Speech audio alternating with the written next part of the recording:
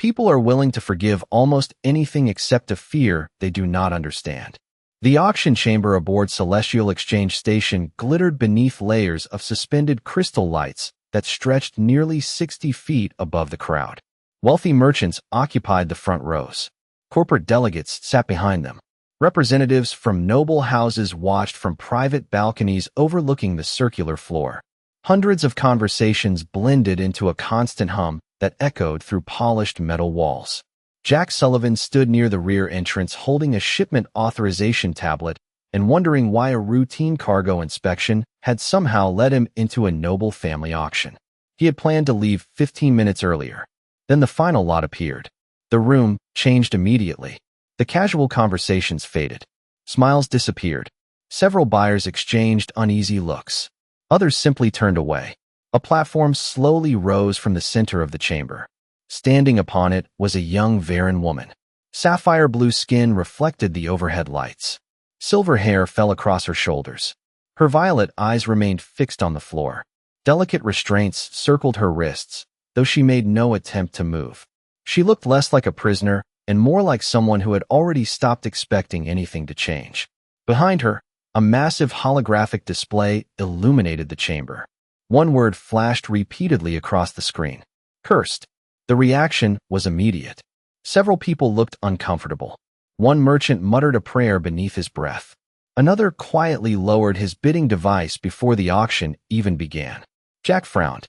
He had spent most of his life moving cargo between distant worlds. He had encountered smugglers, pirates, politicians, and enough superstitions to fill an encyclopedia. Yet he had never seen an entire room react to a single word quite like this. The auctioneer cleared his throat. Seller of ailen, 24 standard years. Full genetic documentation available upon request. The display shifted. Medical records appeared briefly. Most viewers ignored them.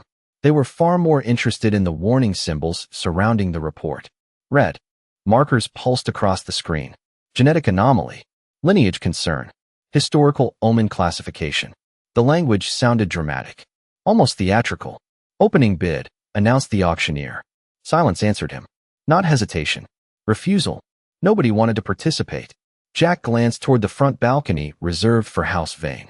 There stood an older Varen male wearing ceremonial robes decorated with silver insignias.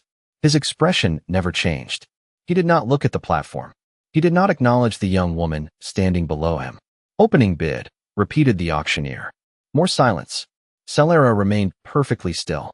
Only her hands betrayed her. Her fingers tightened slightly against the restraints before relaxing again. The movement lasted less than a second. Jack noticed anyway. Why is nobody bidding? A traveler asked from the back of the room. A merchant laughed quietly. Because nobody wants a curse aboard their ship. Several others nodded in agreement. The older Varen male finally stepped forward. His voice carried easily across the chamber. My daughter carries a hereditary marker associated with generations of misfortune. This transaction concludes a necessary family matter. Daughter. The word landed heavily. Jack looked back toward the platform. Celera slowly lifted her eyes for the first time. She was not watching the crowd. She was watching her father. Waiting. Hoping. Then the older Varen turned away and walked toward a private exit without looking back once. And in that moment Jack realized the saddest thing in the room was not the auction. It was the fact that she still looked disappointed when he left. The silence following the father's departure seemed to spread across the entire auction chamber. Buyers shifted in their seats. Some checked messages on their tablets. Others stared anywhere except the platform. Nobody wanted to discuss what they had just witnessed. It was easier to talk about curses than about a father abandoning his daughter in public. The auctioneer adjusted his collar and forced a professional smile back onto his face. As stated, all relevant documentation is available for review. Several holographic files appeared above the platform. Most viewers ignored them. The word cursed remained far more persuasive than any actual evidence. Jack stayed where he was. Something about the entire situation bothered him. Not because he believed in curses. Quite the opposite. He had spent years hauling cargo between worlds where every moon, comet, and weather pattern had acquired some legendary explanation. Fear always traveled faster than facts. What exactly is the curse supposed to be, he asked. The question drew several irritated looks from nearby buyers. The auctioneer hesitated. Historical records associate her genetic marker with a period of decline within House Vane. Jack frowned. That is not a curse. The distinction is largely academic, not to engineers. A few people laughed quietly. The auctioneer did not. Jack stepped closer to the display and began reading. The report contained pages of conclusions, but surprisingly little supporting data. Genetic anomaly, unfavorable outcome probability, hereditary concern. The language sounded impressive until someone actually looked at it. The numbers underneath told a different story. This is strange, Jack muttered. What? Asked a merchant seated nearby. Jack pointed toward the report. These findings keep repeating the same conclusion without showing the original analysis. The merchant rolled his eyes. Why does it matter? Because conclusions are supposed to come after evidence. The room grew noticeably quieter. Nobody answered. Several buyers suddenly seemed interested in the display after all. Jack continued scrolling through the files. The deeper he looked, the more uncomfortable he became. Entire sections appeared missing. References pointed toward archived studies that no longer existed. Certain measurements had been summarized rather than shown. It looked less like a scientific evaluation and more like a summary someone wanted people to accept without questions. Above him, Celera remained standing on the platform. She had stopped watching the doorway where her father disappeared. Now she was watching the human asking inconvenient questions. The reaction confused her. Most people accepted the report. Immediately. Some feared it. Others mocked it. None examined it. Jack looked up. Their eyes met briefly. Did anyone ever explain this to you? He asked. Celera blinked. Explain what? The actual findings. She lowered her gaze. No, the answer arrived quietly. Honestly. Jack stared at her for several seconds. Then he looked back at the report. The more he read, the less he trusted it. The auctioneer cleared his throat again. Do you intend to place a bid, sir? Jack ignored the question. Instead, he looked around the room. Hundreds of people. Not one willing to ask why. Not one willing to look beyond a label. Then he looked back at Celera. How long have they been telling you that you are cursed? The room fell completely silent. Even the auctioneer stopped speaking. Celera seemed genuinely surprised by the question. She thought about it for a moment. Then her answer came barely above a whisper. Long enough that I stopped asking if it was true. The answer lingered in the air long after Celera spoke it. Long enough that even the auctioneer seemed unsure how to proceed. Jack looked up at the platform and saw something he had not noticed before. It was not fear in her eyes. Fear moved. Fear reacted. What he saw was resignation. The quiet certainty that nothing would ever change. Somehow that bothered him more than the word cursed flashing across the holographic display. Around the chamber, buyers shifted impatiently. They wanted the auction finished. They wanted the uncomfortable moment to disappear so they could return to discussing cargo routes and investment opportunities. The auctioneer finally cleared his throat. We will now proceed with bidding. A digital tone echoed through the room. The opening price appeared above the platform. Nobody moved. The silence returned immediately. One merchant folded his arms. Another shook his head. Several buyers would have paid 10 times that amount for a rare animal or antique artifact. Yet none seemed willing to risk being associated with Celera. Jack stared at the report floating before him. The more he examined it, the stranger it looked. Entire sections referenced archived studies that could not be accessed. Key conclusions lacked supporting evidence. Several dates appeared out of sequence. It felt less like a scientific document and more like something assembled after the fact. Has anyone ever independently verified this? He asked. The auctioneer visibly tensed. The Vane family records are considered authoritative. That is not what I asked. A few people laughed nervously. Others looked annoyed. Questions complicated transactions. Questions delayed business. Jack seemed determined to ask them anyway. He scrolled further through the report. Then something caught his attention. Buried beneath several warning notices sat a partially hidden notation. Original evaluation unavailable. Revision authorized. Jack frowned. Revision, he muttered. The word immediately stood out. Why revise a report everyone already accepted? He looked up at Celera. Do you remember being tested? She hesitated before nodding. Years ago. More than once. No, the answer came quickly. Certain. Jack looked back at the display. One test. Multiple versions of the results. That was not how legitimate evaluations worked. The realization settled heavily in his mind. A merchant in the front row finally lost patience. Either bid or leave. Human. Several people murmured in agreement. Jack ignored them. Instead, he studied Celera. She remained standing beneath the lights while hundreds of strangers discussed her future as if she were cargo waiting to be loaded onto a ship. Yet she never argued, never protested. She had accepted their judgment because everyone around her accepted it too. The thought made something inside him tighten. The auctioneer raised his hand. Final call before withdrawal. Still no bids. The platform lights dimmed slightly. The room relaxed. It was over. No buyer. No sale. Another public humiliation completed and forgotten. Then a digital chime sounded. Every head turned. A single bidding paddle had been raised. Jack stood near the center aisle, calm as ever. The display immediately updated. The auctioneer blinked twice to make sure he was reading correctly. Bid acknowledged. Shock rippled through the chamber. Merchants whispered. Representatives exchanged confused looks. Even Celera stared at him in disbelief. Jack lowered the paddle and looked directly at the platform. Before we continue, he said quietly, I would like to know why everyone seems so certain she is a curse, but nobody seems interested in finding out if the report is true. The question settled over the auction chamber like a weight nobody wanted to carry. For several seconds, the only sound came from the soft hum of holographic projectors suspended above the platform. Buyers looked away. Representatives checked messages they had no intention of reading. Even the auctioneer seemed relieved that someone else was speaking. Jack remained standing with his bidding paddle lowered at his side. He was not angry. He was simply unwilling to pretend the situation made sense. The report speaks for itself, a merchant finally said from the front row. Jack looked toward him. Then it should survive questions. The merchant had no answer. A few quiet murmurs spread through the crowd. The auctioneer shifted nervously and enlarged the genetic evaluation on the central display. Lines of data filled the air above the platform. Warning labels glowed red. Official seals shimmered along the margins. From a distance, it looked impressive. Up close, it looked unfinished. Jack pointed toward one section. Why is the original evaluation missing? The auctioneer froze. Missing. There is a revision notice attached to this file. Jack tapped the display. Revised reports usually reference earlier versions. This one does not. The room grew noticeably quieter. Several buyers leaned forward for the first time that evening. Celera stared at the floating data with growing confusion.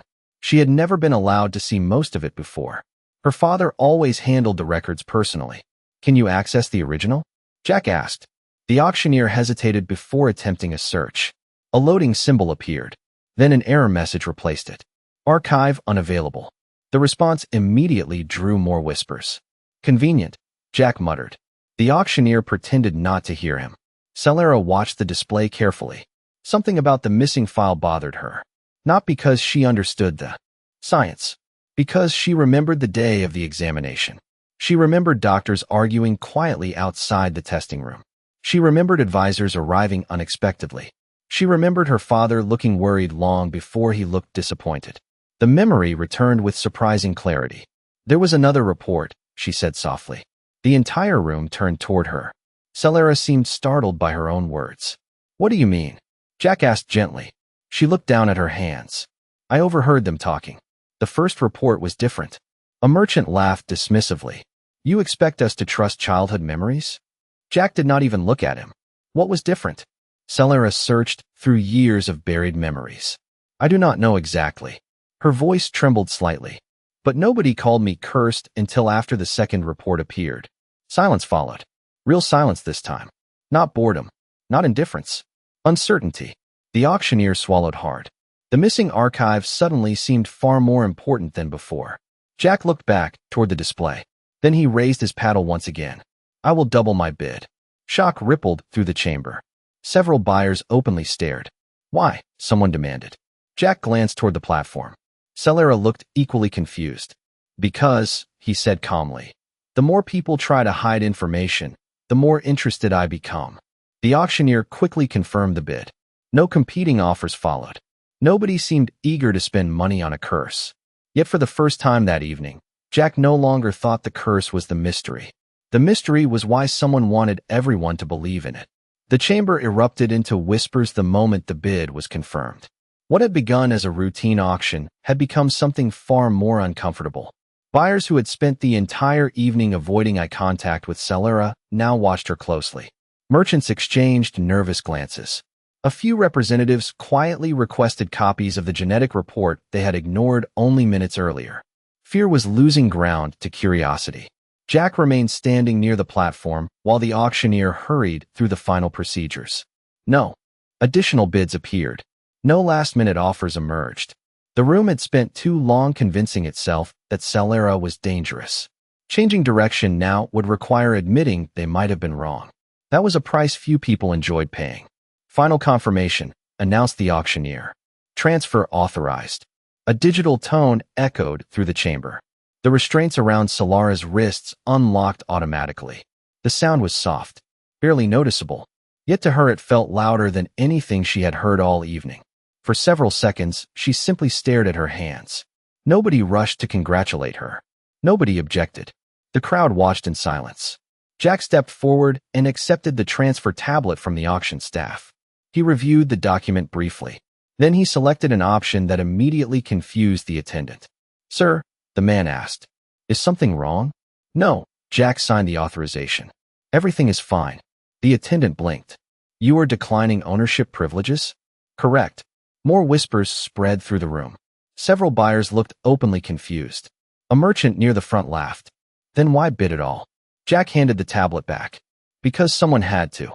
The answer frustrated the merchant precisely because it sounded sincere. Celera looked at the screen as her legal status updated. Independent citizen. The words appeared where ownership registration should have been. Her breath caught slightly. She had imagined freedom before, mostly as a fantasy, something distant and unrealistic. Seeing it written into an official record felt different. Real. Terrifyingly real. The auction hall suddenly seemed much larger than before. "You are free to leave whenever you want," Jack said. Celera looked up. "Just like that. That is generally how freedom works." She searched his face for signs of deception. Conditions. Expectations. Hidden obligations.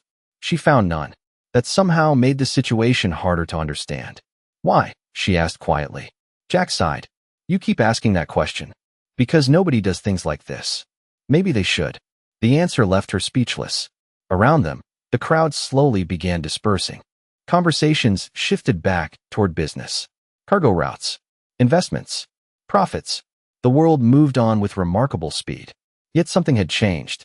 Several people glanced back toward Celera as they left. Not with fear. With uncertainty. The certainty that had surrounded the word cursed no longer felt quite as strong. Jack picked up his cargo tablet and prepared to leave. "Do you have somewhere to go?" Celera opened her mouth and then stopped. The silence lasted long enough to become an answer. Home no longer existed. Family certainly did not. The realization settled heavily between them. Jack nodded slowly. "I have a transport ship docked 3 levels below this station." Celera immediately became cautious again. He noticed. "I am offering a place to stay," he said. "Not a destination." She stared at him for several seconds. Then, for the first time all evening, she took a step forward entirely on her own. 3 levels below the auction chamber, the corridors of Celestial Exchange Station felt quieter and more honest. Luxury storefronts gave way to maintenance access panels, cargo elevators, and docking tunnels lined with working ships that rarely appeared in travel advertisements. Jack walked ahead carrying his tablet beneath one arm, while Celera followed several steps behind. Neither spoke much. The silence felt cautious rather than uncomfortable. Every few minutes Celera glanced around, as if expecting someone to stop them. A security officer. A family representative. Anyone. Years of experience had taught her that freedom usually came with an expiration date. Yet nobody appeared. Workers moved shipping containers across magnetic rails. Mechanics repaired docking equipment. Pilots hurried toward departing vessels. To everyone they passed, Celera was simply another traveler crossing the station. The realization felt strangely unfamiliar. When they reached docking bay 32, Jack stopped in front of a medium cargo vessel, painted in faded gray. The ship carried the scars of countless journeys.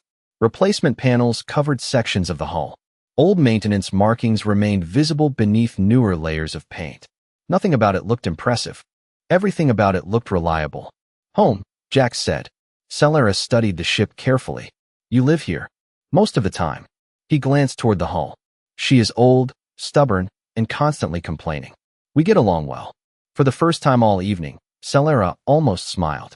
The cargo ramp lowered with a hydraulic hiss. Warm light spilled outward.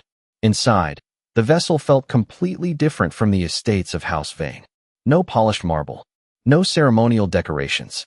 No servants waiting beside every doorway. Shelves filled with engineering manuals lined one wall. Spare machine parts occupied another. A coffee mug sat abandoned beside a navigation console. The ship looked lived in. Real. Jack placed his tablet on a workbench and gestured toward a corridor. Guest cabin is the second door on the left. Celera stopped. Guest cabin. That is generally where guests stay. She looked genuinely confused. You are not assigning quarters? Jack frowned. Why would I? Celera searched for an answer and found none. The question itself felt strange. Nobody in her life had ever asked what she preferred. Decisions simply arrived. She followed instructions. That was how things worked. Jack opened a storage compartment and removed several packaged meals. Hungry? Celera hesitated before nodding. They ate in silence at a small table near the observation window. Outside, stars drifted slowly beyond the station. Inside, the ship's environmental systems hummed softly. Nothing dramatic happened. Nobody demanded gratitude. Nobody discussed contracts. Nobody reminded her what she owed. The simplicity felt almost unsettling. After several minutes, Jack reached into his pocket and placed a small access card on the table. What is that? Celera asked. Ship access. For me. You are living here. She stared at the card. You trust me? Jack shrugged. You have had multiple opportunities to sabotage my life already. The answer surprised a short laugh out of her before she could stop it. The sound felt unfamiliar. Then she noticed something mounted above the access panel near the dining area. A small archive terminal. Old. Outdated. Forgotten by modern standards. Yet one symbol displayed on its screen immediately caught her attention. A silver crest nearly identical to the one attached to her family records. Her smile vanished. Jack, she said quietly. Why does your ship have access to Varen archive systems? Jack looked toward the terminal and immediately understood why Celera sounded uneasy. The silver crest glowing on the aging screen belonged to one of the oldest archival networks in Varen space. Most civilians had never seen it. Fewer still recognized it. He set down his coffee mug and walked toward the console. That thing, he asked. I forgot it was even connected. Celera rose from her chair and approached carefully. The silver symbol remained fixed in the corner of the display while old data logs scrolled beneath it. My father kept records with that seal, she said quietly. Only senior family officials were allowed access. Jack typed several commands into the terminal. The machine responded slowly. It had clearly been neglected for years. I bought this ship from a retired government surveyor about 8 years ago, he explained. Half the systems came with outdated archive permissions. Celera watched the screen. Something about the symbol made old memories stir. Meetings she had not been invited to. Advisors lowering their voices when she entered a room. Documents disappearing whenever she approached. For years she assumed they were discussing family politics. Now she was no longer certain. The terminal emitted a soft tone. Several archive categories appeared. Most were locked. One folder remained partially accessible. Jack frowned. That is strange. What? This folder updated recently. Celera felt her pulse quicken. Recently? Jack nodded. Within the last 48 hours. Neither spoke for a moment. 48 hours ago, she had still been living under her father's authority. 48 hours ago, nobody seemed interested in her future. Now forgotten archives were waking up. Jack opened the folder. Several documents appeared before an authorization barrier stopped further access. One title remained visible. Genetic Preservation Initiative. The words hung in the air. Celera stared at them. I have never heard of that. I doubt you were supposed to. Jack selected the document. Access denied. He tried another route. Same result. Yet one fragment of text appeared briefly before the system closed it. Subject exhibits priority lineage markers. Recommended protection status. Jack leaned closer to the screen. Protection status. Celera repeated the words quietly. The idea felt absurd. Nobody had spent years protecting her. Quite the opposite. Yet the archive did not sound concerned about a curse. It sounded concerned about losing her. A sudden communication alert interrupted their thoughts. Both looked toward the main console. An incoming transmission request flashed across the display. Sender identification appeared beneath it. House Vane. Celera froze. For several seconds, neither moved. The ship seemed unusually quiet. Even the engines felt distant. Jack glanced toward her. You do not have to answer. Celera stared at the screen. All her life, she had obeyed immediately whenever her father called. Tonight felt different. For the first time, she had a choice. The realization settled heavily in her chest. She slowly shook her head. No, Jack looked surprised. No, not yet. The transmission request expired. Silence returned. To her surprise, relief followed. Not guilt. Relief. Jack smiled faintly. That seemed important. Celera looked out the observation window toward the stars. It was. A few seconds later, the archive terminal emitted another tone. Neither had touched it. A hidden file had just become visible on the screen. The title contained only 4 words. Original evaluation, unaltered copy. For several seconds, neither of them moved. The words on the screen seemed too simple to carry the weight they suddenly held. Original evaluation, unaltered copy. Celera stared at the file as if it might disappear if she blinked. For years, her entire life had been shaped by a document she was never allowed to read. Now the first version sat less than 3 feet away. Waiting. Jack slowly lowered himself into the chair before the archive terminal. Well, he said quietly, this seems important. Celera almost laughed. The understatement helped. It made the moment feel slightly less overwhelming. Jack selected the file. The system requested confirmation. He entered the authorization code attached to the old archive network. A loading symbol appeared. Then the document opened. Hundreds of lines of genetic data filled the screen. Most meant little to either of them. Then a summary section appeared near the bottom. Jack read it once. Then again. The silence that followed felt different from every silence before. What? Celera asked. Jack turned the monitor toward her. The conclusion occupied only 3 sentences. No warnings. No mention of curses. No hereditary decline. No dangerous abnormalities. Instead, the report described a rare genetic profile associated with exceptional long-term adaptability and population preservation. Recommended status: protected heritage carrier. Celera stared at the words. Her mind struggled to process them. Protected heritage carrier. The terminology belonged to high-level preservation programs used to safeguard valuable biological diversity across generations. She knew enough history to recognize its importance. That cannot be right. Her voice sounded small. It is the original file. Jack pointed toward the verification seal attached to the archive. This version predates every revision. He scrolled lower. Several notes appeared beneath the summary. The final entry carried a timestamp from years ago. Recommendation forwarded to House Vane leadership. Immediate protective status advised. The room became completely silent. Celera read the line again. Then a third time. Her father had seen this. Not eventually. Not recently. From the beginning. The realization landed harder than she expected. For years she believed he had made a terrible mistake. Now it appeared he had known exactly what the report contained. Why? She whispered. Jack did not answer immediately. Because he already suspected the answer. Several additional files became available as the archive synchronized. One document contained internal correspondence between advisors. Another contained requests for restricted access. Then a final message appeared. Priority concern. Preservation designation may alter succession. Expectations. Both stared at the screen. Suddenly, the missing pieces began fitting together. Celera's genetic profile did not threaten the family. It threatened someone's plans. Someone had benefited from making her disappear. The communication terminal suddenly chimed. Another transmission request from House Vane. Then another. Then a third. The requests arrived one after another. Urgent. Persistent. Desperate. Jack looked toward Celera. Your father seems motivated. She stared at the flashing notifications. Oddly enough, they no longer frightened her. For years she had waited for approval that never came. Tonight she discovered she never needed it. Outside the observation window, stars drifted silently across the darkness.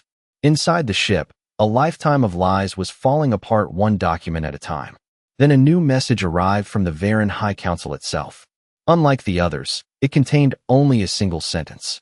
Citizen Celera Vane, the Council formally recognizes your right to determine your own future. For a long moment Celera simply looked at the words. Then she realized it was the first time anyone with real authority had ever asked what she wanted. The message remained on the screen long after the notification sound faded. Citizen Celera Vane, the council formally recognizes your right to determine your own future. The word seemed almost unreal. For most of her life, every major decision had been made by someone else. Tutors chose her education. Advisors chose her schedule. Family elders chose her obligations. Even her future had been discussed in rooms where she was never invited to speak. Yet now, after years of being treated like a problem to solve, an official council declaration was asking what she wanted. The irony was almost overwhelming. Jack leaned back in his chair and quietly watched her. He did not offer advice. He did not push her toward an answer. That, more than anything else, made the moment feel real. Outside the observation window, stars drifted slowly across the darkness. Cargo vessels moved through distant shipping lanes. Life continued throughout the station as if nothing important had happened. Yet everything had changed. A new transmission request appeared on the screen. House Vane again. Then another. Then a personal request directly from her father. The system automatically highlighted it. Priority family communication. Celera stared at the notification. Once, she would have answered immediately. Once, she would have hoped for approval, understanding, or affection. Tonight, she felt something different. Not hatred, not anger, clarity. She finally understood that the problem had never been a curse. The problem had been fear. Someone feared what her future might change. Someone feared losing control. Jack stood and walked toward the observation window. He gave her space without making it obvious. The gesture felt strangely kind. After several moments, Celera selected the incoming message. Her father's image appeared above the console. For the first time in years, he looked uncertain. The proud certainty that had followed him through every family gathering was gone. Celera, he began. She listened quietly. He spoke about misunderstandings, about incomplete information, about family responsibilities. He spoke for several minutes. Yet something important never appeared. An apology. When the transmission ended, the cabin became silent again. Jack looked over. How do you feel? Celera considered the question carefully. Then she surprised herself with the answer. Free. The words sounded simple. Honest. True. She returned to the council message and entered her response. Not a political statement. Not a demand. Just a decision. She would meet with the council. She would review the restored records. She would learn the truth about her future. But she would do it on her own terms. The confirmation transmitted immediately. A few seconds later, the council accepted her conditions without modification. For the first time, nobody argued. Nobody overruled her. Nobody reminded her what she owed. The stars beyond the window seemed brighter somehow. Jack returned to the table and picked up the ship access card she had been given on her first night aboard. He turned it over thoughtfully before placing it back in front of her. Still valid, he said. Celera smiled. A real smile this time. Not the cautious expression of someone waiting for disappointment. The smile of someone finally beginning to believe she belonged in her own life. Years later, historians would remember the archive scandal. They would remember the restored records, the corrected evaluations, and the political consequences that followed. Some would remember the rare genetic profile that helped reshape the future of House Vane. Celera remembered something else. She remembered a worn cargo ship, a table beside a window full of stars, a human who asked questions when everyone else accepted easy answers. He never broke a curse because there had never been one. He simply treated a forgotten woman like she mattered. The rest was her choice. And as the ship finally departed the station, carrying them toward a future neither had expected, the stars reflected across the glass beside them. For the first time in her life, Celera was not traveling toward someone else's plan. She was traveling toward her own.